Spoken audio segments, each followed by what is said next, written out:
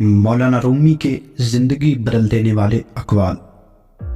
پھول بادل کے گرجنے سے نہیں، بادل کے برسنے سے اگتے ہیں، لہٰذا اپنی آواز کی بجائے اپنے دلائل کو بلند کیجیے۔ صرف خدا ہی تمہارے دل کا بوجھ ہلکا کر سکتا ہے، اس لیے خاموش رہو، خاموشی میں آپ کی بھلائی ہے۔ دانائی کا تعلق بالوں کی سفیدی سے نہیں، عقل اور تجربے سے ہے۔ دل سیاہ ہو تو داڑھی کے سفید بالوں کی کیا وقت؟ اگر میرا علم مجھے انسان سے محبت کرنا نہیں سکھاتا تو ایک جاہل مجھ سے 1000 درجے بہتر ہے۔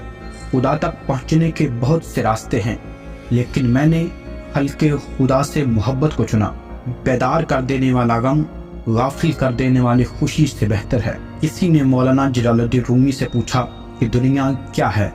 فرمایا، ہر وہ چیز دنیا ہے جو تمہیں اللہ سے دور کر دے۔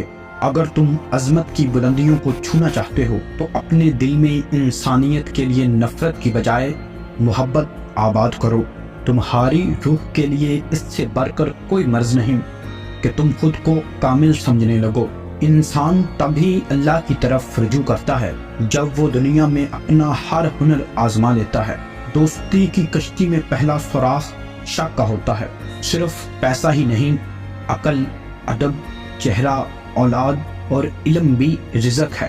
ہم ایسے منافق لوگ ہیں کہ کسی کی تکلیف کو اس کے گناہوں کی سزا سمجھتے ہیں اور اپنی تکلیف کو آزمائش۔ گفتگو سے سمجھ بوجھ میں اضافہ ہوتا ہے، لیکن تنہائی وہ مدرسہ ہے جہاں عظیم ذہن بنتے ہیں۔ درد دنیا کی دولت سے بہتر ہے تاکہ تو تنہائی میں اللہ کو پکارے۔ جس جگہ ویرانی ہو وہاں خزانے کی امید ہوتی ہے۔